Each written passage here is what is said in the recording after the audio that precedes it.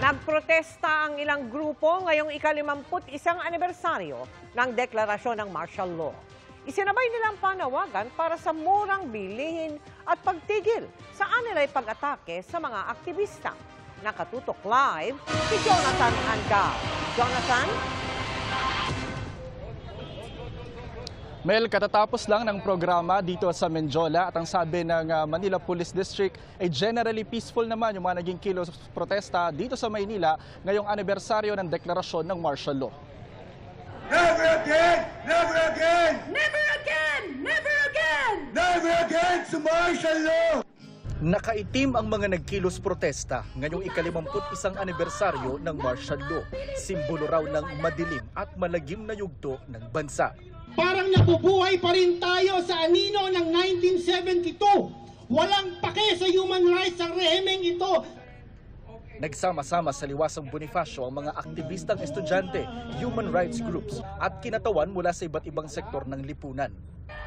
Ilan sa kanilang panawagan, murang bilihin at pagtigil sa anilay pag-atake sa mga aktivista gaya ni Jed Tamano at Junila Castro na unang naiulat na nawawala at di umano'y sumuko sa mga sundalo pero kalaunan ay sinabing sila'y dinukot ng militar.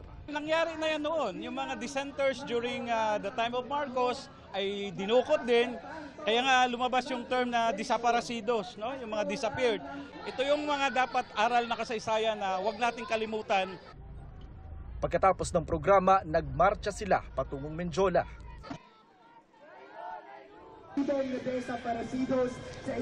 Mel, pagdating sa Menjola ay nagtirik ng mga kandila yung ilang militanteng grupo bilang pag-alala sa mga biktima ng karapatang pantao at mga biktima ng martial law. Pero ang ilan sa mga kandilang ito pinagsisipa ng mga pulis.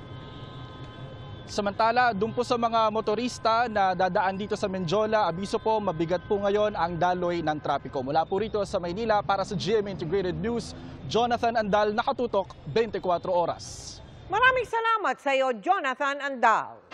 Mga kapuso, kasama niyo kami 24 oras. Mag-subscribe sa GMA Integrated News sa YouTube. Sa mga kapuso abroad, bisitahin ang GMA Pinoy TV at www.gmanews.tv.